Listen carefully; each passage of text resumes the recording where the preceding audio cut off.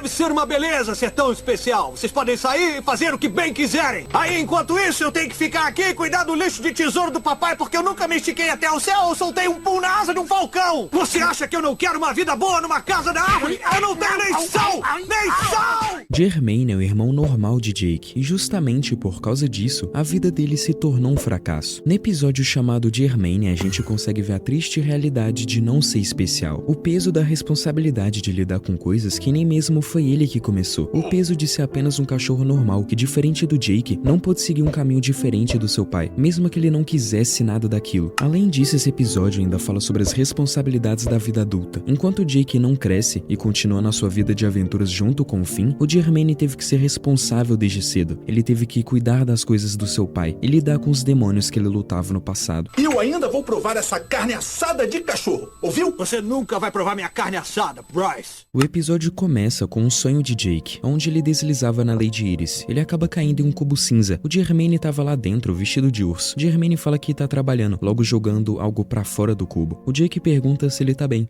Tudo bem, cara? Tá tudo bem. Eu estou bem. O Jake dá uma ideia pro Jermaine, mas ao mesmo tempo o Jermaine só expulsa ele do seu sonho. A gente devia se encontrar no mundo acordado, sacou? Se ver no espaço carnal.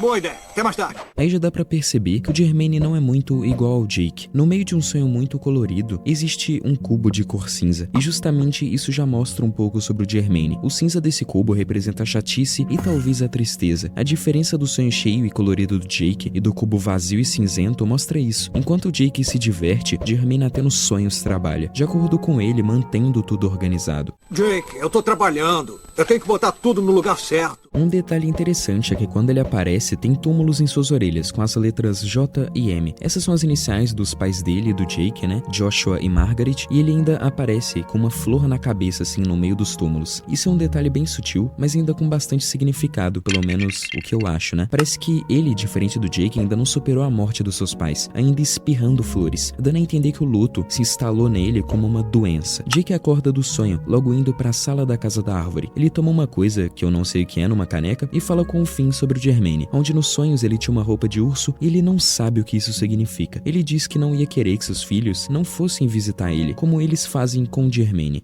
Eu não ia querer que meus filhos não se visitassem ou que a Viola jogasse a Jake Jr. em um buraco num sonho. O Finn fala que ele sempre foi meio quieto e no canto dele, mas nem por isso eles iam deixar de visitar o Jermaine. Então o Jake fala sobre eles irem visitar ele. Estamos envelhecendo. Devíamos visitá-lo agora ou podemos nos arrepender. Agora não é uma hora muito boa. O Finn fala que tá amarradão nessa máquina aí, e do nada dispara um arpão que tava em cima na ponta dela. Eu tô tentando me entender com essa parada. Depois disso, ele só desiste e fala que visitar o Jermaine deve ser uma boa ideia. Quando eles saem, dá pra ver um bicho preso pelo arpão, e foi aí que o arpão caiu depois do Finn ativar ele do nada.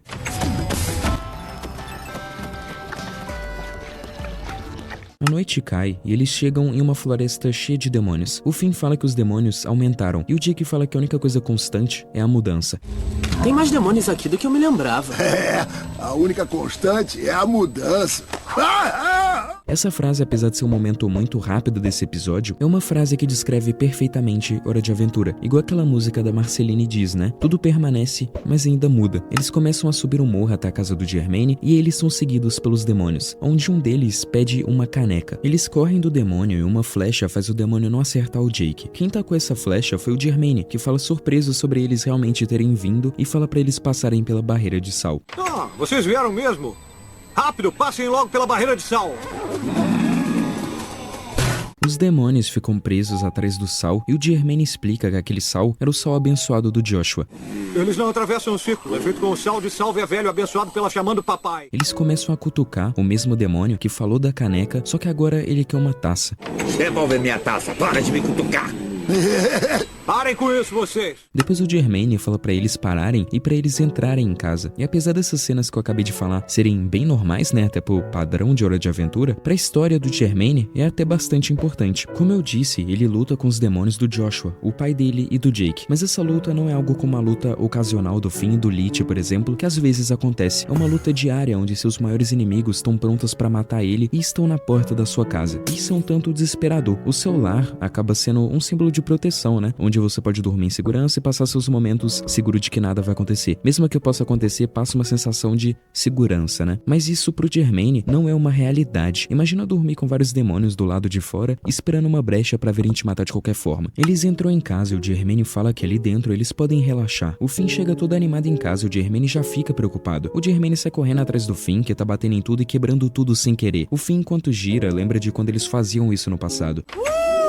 Você lembra, Germaine? A gente fez isso quando queria abrir espaço pra sobremesa. Eu não quero saber dessas lembranças. O Germaine só fala que ele não quer lembrar dessas lembranças. O Finn cai e o Germaine dá um sermão nele. Ai, minhas costas. Qual é? Isso aqui não é casa na árvore, garoto. Essa casa tem regras. Logo depois o Jake chega com uma espada gigante e corta a mesa no meio. E como esperado, o Germaine não gosta nada disso. Isso aqui é legal, ai! Já chega, vocês dois não vão mais dormir aqui. Logo depois, ele fala isso. Vão fazer suas macaquices sem noção com aqueles lelés da cuca lá na floresta. Depois ele fala sobre tudo que ele é responsável naquela casa. Eu sou responsável por todas as coisas aqui. Os cajados, medalhões, taças, cálices, gênios adormecidos, grimórios, discos rígidos. E sim, essa cena também é muito importante pro personagem do Germaine e pra esse vídeo. Primeiro, quando o Finn tava girando no lustre, ele fala sobre não querer lembrar das coisas do passado. Isso claramente indica que ele não quer relembrar de quando eles estavam juntos. E eu interpreto isso como ele não querendo lembrar dos pais dele de tabela, né? Ao longo desse app, eles nunca deixam claro esse negócio de luto, sabe? Mas realmente encaixa aí. Ele nega o passado e só segue o presente como se nada tivesse acontecido. Assim, não superando e se prendendo a essa casa e a dor do passado, onde por ele ainda sentir que seu pai e sua mãe estejam por perto na casa, né? Ele continua com essa vida de preservação de tudo que foi do Joshua, mesmo que ele nunca tenha falado nada sobre proteger esses itens mesmo, tá ligado? Como ele mesmo diz, são itens aleatórios. Depois ele fala sobre a casa da árvore, e aí já tá indicando que ele tem algum tipo de inveja sobre onde eles moram, mas isso só vai ser confirmado mais pra frente no episódio. Por agora isso é só uma pista de que talvez ele não se sinta bem, sabendo que ele não é especial igual o Finn e o Jake. E por último, em todo o sermão do Germaine, dá pra perceber que ele fala muito sobre organização e, por tabela, responsabilidade, mas não pelo lado puro da palavra e pelo sentido positivo, pelo lado de ser engessado que ele fala a palavra responsabilidade. A responsabilidade muitas vezes passa a impressão de que você não pode se divertir mais, você precisa ser um engravatado que fica o tempo todo certinho, engessado, como eu disse. Passa a impressão de que sua vida é totalmente séria agora, sendo que não tem nada a ver com isso. O Germaine, quando lista tudo que ele tem que cuidar, ele fala como se fossem pesos aqueles objetos, como se fossem fardos. E pro Germaine realmente são, apesar dele fingir que ele tá cuidando daquilo como se fosse tudo natural. Eles prendem ele no passado, lembram ele da perda do Joshua, passam pra ele a ideia de, a qualquer momento, eles podem se quebrar e levar com eles todas as memórias de seu pai. Assim ele fica ultra cauteloso com tudo e não deixa nada acontecer, como dá pra ver na cena do fim. E isso tá totalmente errado, cara. Objetos são só objetos, coisas que vêm e vão. É até simples se você pensar. Pro Joshua, esses eram só objetos aleatórios e legais, mas não necessariamente tinha algum peso pra ele, algum sentimento guardado ali. Logo um relógio no braço do Germaine solta um som, e aí é revelado uma das coisas mais absurdas desse episódio. Pra você ter uma ideia, até o fim o Jake ficam tipo, que porra é essa? Como é que o cara vive assim a vida inteira? Ah, não! Vire a fita. Eu tenho que cuidar do bicho. Abre de porcaria! Bom, já vire a fita pra recomeçar. Ah, vira fita. Diversão sem parar.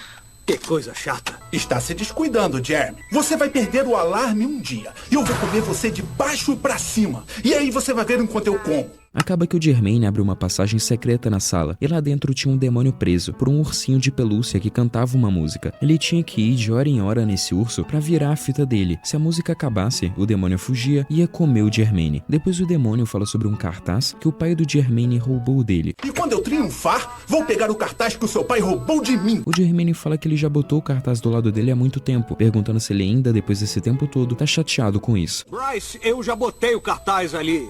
Ainda tá chateado por isso? Como ousa botar taxinhas no meu cartaz? E logo depois o Germaine responde. Poxa, Bryce, eu já teria soltado você e o seu cartaz há anos se você tivesse parado com esse papo de me comer de baixo pra cima. O Bryce fica surpreso do Germaine falar isso e o Germaine ainda fala mais, ainda dizendo uma coisa muito importante sobre toda a situação que ele tá vivendo. Teria? Claro, cara. Eu não quero virar essa fita o dia todo. Isso é briga sua e do Joshua, porque você não parava de invadir a casa atrás do cartaz. O Bryce então fala pra eles serem simplesmente amigos. E o Germaine responde assim. Que isso, cara? Vamos ser amigos. Sai dessa, ô doidão. Eu nunca vou confiar em você depois das coisas que você falou. Depois o Bryce ameaça de comer a carne de cachorro dele, como sempre, né? E o ainda vou provar essa carne assada de cachorro. Ouviu? Você nunca vai provar minha carne assada, Bryce. E lembra que eu falei que ele disse algo muito importante em uma dessas cenas que eu mostrei? Então, quando ele falou do motivo dessa situação toda, ele citou o Joshua. O Joshua que começou tudo aquilo. Como ele disse, isso é uma briga antiga entre ele e o Joshua. Não tem nada a ver com o Jermaine mesmo. O Jermaine até quis acabar com isso tudo dando o cartaz que o Bryce tanto queria. E isso diz muito sobre a situação dele. No final, nada foi ele que começou. Se você pensar, não tem nem porquê dele estar nessa situação toda. Ele mesmo, o Jermaine, né, não fez nada. Tudo foi um fardo passado dele pro pai dele. E ainda é um fardo que o Jermaine criou na própria cabeça dele. É capaz do Joshua nunca nem ter falado sobre o Jermaine continuar com as coisas que ele fazia. Acaba que o Jermaine mesmo se prendeu nessa armadilha. Depois o Finn e o Jake, chocados com essa situação, falam que o Jermaine não pode viver assim. Mano, você não pode viver assim. Você tem um plano B pro Bryce ou alguma coisa assim? Eu não preciso de um plano B. Sou um cara responsável. E como deu pra ver, ele ainda fala sobre ser responsável e não ter um plano B. O Bryce fala isso. Vou deixar a sua cabeça oca, Jermaine. Vai ver. E logo depois eles começam a rir. Mas o Jermaine não tá rindo por ter achado aquilo engraçado. A cara que o Jermaine faz nessa cena diz muito mais do que qualquer palavra que ele dissesse. Essa cara mostra claramente que o Jermaine sim tem medo de um dia o Bryce realmente escapar. Ainda mais depois do Jake jogar na cara dele, de uma maneira bem sutil e nada agressiva, que ele não tem nenhum plano B. Aí eu interpreto que o Jermaine começou a perceber o quão miserável a vida dele tinha se tornado. O quão a vida dele tinha se tornado uma prisão, onde ele só cumpria tarefas aleatórias, que se ele não fizesse ele poderia literalmente morrer. E o dia reiniciava. A maior verdade é que ele não tinha liberdade, ele vivia só pra isso. O Jake faz o arroz frito pro Jermaine, eles comem e o Jermaine acha muito bom. Estranhamente bem melhor do que tudo que ele já fez. O Jake fala que usou óleo de gergelim e sal. Aí o Jermaine escuta uns rugidos, mas ignora. Ele começa a pensar sobre isso do sal e fala que já era acostumado só com gosto amargo, já que ele não tinha sal há mais de 6 anos. E aí ele liga os pontos e pergunta de onde o Jake tirou esse sal. Ele tirou da barreira dos demônios. De onde foi que você tirou o sal, Jake? Eu peguei uma pitada lá fora, por quê? É mostrado que os demônios estavam tentando passar por essa brecha e um demônio mais fino consegue. O Jermaine e os outros se preparam na porta, mas por uma brincadeira do Jake com uma espada gigante, tudo dá errado. Se liga, meu irmão!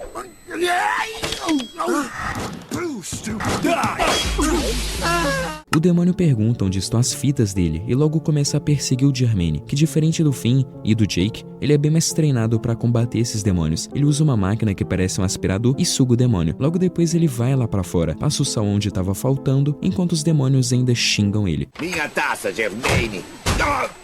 Jermaine, o germe! Jermaine, o germe! De volta em casa, o Jake comemora, falando que eles ganharam, mas o Jermaine fala isso. Mandou bem, velho! Ganhamos! Eu não ganhei! E quando é que eu ganho? Depois ele fala que deve ser muito bom ser tão especial assim. Deve ser uma beleza ser tão especial. Vocês podem sair e fazer o que bem quiserem. Depois ele fala justamente do fardo que eu falei lá atrás. Aí, enquanto isso, eu tenho que ficar aqui e cuidar do lixo de tesouro do papai, porque eu nunca me estiquei até o céu ou soltei um pum na asa de um falcão. Ele nesse momento finalmente percebe que a vida dele estava se tornando uma coisa que ele não queria. Depois começa uma briga. O Jermaine explode falando que também queria uma vida legal numa casa da árvore e a luta continua. O Jake tenta até se apaziguar, esticando pra longe, mas o Jermaine tá em estado de fúria e ele não quer parar, tá ligado? Ele não vai parar. O Jermaine tá com uma mão de madeira que prende o Finn e logo depois começa a pegar fogo. Depois o Jermaine fala sobre o Jake, seu preferido do pai dele. Ele continua batendo no Jake, mas o Jake fala que o Joshua gostava dos dois, logo falando a maior verdade sobre toda essa situação. O papai amava nós dois. Você podia ir embora a qualquer hora. Eu sei! Depois o Jake faz isso. Se me bater de novo, vou soltar um pumzinho. Que engraçado. E o Jermaine agora rindo já entra na fase da compreensão do seu problema, onde ele assume e entende o seu erro. Fui eu mesmo que criei minha própria jaula. O Finn chama a atenção dos dois e fala do maior problema, a casa tá pegando fogo. E então ele faz uma proposta. Gente, a casa tá queimando toda. Então se a briguinha de vocês já acabou, será que dá pra gente trabalhar juntos? Jermaine? Diante dessa proposta, o Jermaine faz a melhor coisa que ele poderia fazer, se desapegar disso tudo. Deixa queimar. Mas e as coisas do papai? Não tem problema. E se você não entendeu o que tudo isso representa, é uma clara mensagem de que a casa, como ele próprio diz, era a sua própria jaula. Bens materiais não ditam as suas memórias com alguém ou qualquer coisa assim. Às vezes, bens materiais só te prendem com uma falsa sensação de ser algo que realmente é importante. Igual muitos dizem, você não vai levar nada pro seu caixão. E apesar desse ditado ser bem trágico, ele se aplica aqui também. A memória da morte do Joshua era contida naquela casa. Aquilo lembrava constantemente de Hermione, de quem ele é, e principalmente de quem o pai dele foi. Acaba que a casa resumiu as memórias do pai dele em objetos, resumiu Joshua a um maluco que roubava coisas de demônios. E ao mesmo tempo que o Hermione, por não ter superado a morte de seu pai, ficava naquela casa e não se desfazia dele, para lembrar dele e não deixar as memórias com ele morrerem, a própria casa matou essas memórias. Esses objetos reduziram as memórias a meras coisas simples e fúteis, como poções e até uma mão de madeira que faz fogo. A queima da casa representa a liberdade, tanto pro espírito do Joshua, que se desprendeu daquilo tudo, tanto pro Hermione, que agora se desprendeu daquilo tudo também. Agora é marcado um novo início pro Hermione, onde ele finalmente percebe que a melhor coisa que ele pode fazer é se afastar. Isso tudo passa uma lição bem importante. O meio que o Hermione se livrou da dor das memórias que ele tinha do passado foi algo drástico, mas funcionou. Às vezes os meios também são difíceis. Isso justamente para resolver um problema difícil. Você pode dizer que era só ele sair daquela casa que o problema acabaria, mas de alguma forma ele sempre voltaria para lá. As coisas ainda estariam lá. O ponto final é definitivamente uma das coisas mais importantes para esse tipo de situação. Isso é um exercício de desapego até. No fim, as memórias que você teve com alguém, se fossem tão importantes como você acha, e memoráveis, né, não seriam resumidos a meros itens fúteis. Com a casa destruída, os demônios sumiram e o Jake fala que talvez eles não tenham mais motivo para assombrarem aquele local. Onde foram os demônios? Vai ver que sem as coisas deles, eles não têm motivo pra ficar. O Hermione parece preocupado e o alarme do Bryce toca. Eles abrem a passagem que já tá meio destruída, né, junto com a casa inteira, e de lá de dentro sai o Bryce, que fala que pegou o cartaz e logo cospe o Bubu Souza, o nome do ursinho que prendia ele. Depois eles começam a brigar de leve assim, e junto eles vão embora dali. Acaba que os dois, apesar de serem inimigos, entre aspas, acabaram se completando bem. Acaba que eles dois viveram juntos por muito tempo. Então o Finn, ainda traumatizado com a situação, olha isso, fica com aquela cara de tipo, eu não acredito nisso, tá ligado? O demônio queria matar o cara, agora os dois tão junto aí. Nossa, sempre foi claro assim aqui fora? Me dá até vontade de explodir o sol e banir a terra para a escuridão. Esse episódio é muito bom. Acaba que ele mostra, por meio do Hermione, a realidade de um cão normal, tá ligado? A realidade de um ser humano normal. Muitos, quando assistiram esse episódio, provavelmente se viram na pele do Hermione, presos em um emprego ruim, que eles não gostavam, presos à rotina, ou até presos às memórias de alguém que se foi. O Hermione, apesar de não ser tão especial como o Jake, ele acaba se virando muito bem, tá ligado? O Jake e o Finn são exceções, mas mesmo assim, eles não são totalmente inalcançáveis. Isso é uma bela lição, né? Se você traduzir esse episódio pra vida real, você tem uma clara comparação com as pessoas que sentem inveja do sucesso de outras pessoas que deram certo em certos âmbitos na vida, ou até em coisas mais fúteis, né? E também tem uma clara comparação sobre a responsabilidade absurda da vida adulta, e ainda o aumento que o nosso próprio cérebro faz. Muitas coisas banais são tidas como muito complexas pela maioria das pessoas, e isso acaba fazendo uma pressão psicológica muito grande pra vida adulta. E em muita gente, né? Basicamente em todo mundo. É igual o mito do imposto de renda, tá ligado? E por hoje, eu acho que é isso. Tamo junto e até o próximo vídeo.